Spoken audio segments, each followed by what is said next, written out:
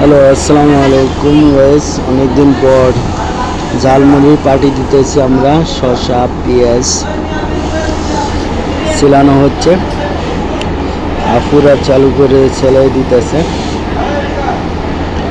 অবশ্য তো আর বডি নাই, ওই যে কাটিং মেশিনের নাইফ আছে, নাইফ দিয়ে চালু করে শসা পেঁয়াজ এগুলো কাটা সাইজ করা হচ্ছে।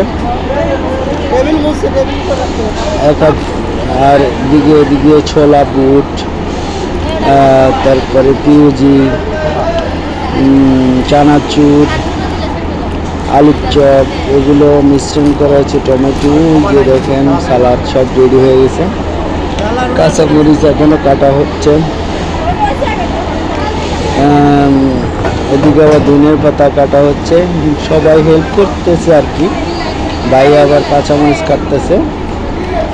সবাই মিলে আর কি আয়োজন করেছি, ঝালমুড়ি খাবো। আয়োজন হলো প্রায় 30 জনার।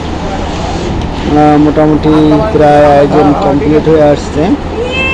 আপনাদের ভিডিওগুলো দেখেতেছি, ভিডিওটা কেমন হচ্ছে আপনারাও পারলে সবাই মিলে এভাবে। বৃষ্টি শুরু হয়ে গেছে, বৃষ্টির দিনে মাঝে মাঝে ঝালমুড়ি খেতে আসলে অনেক মজা লাগে।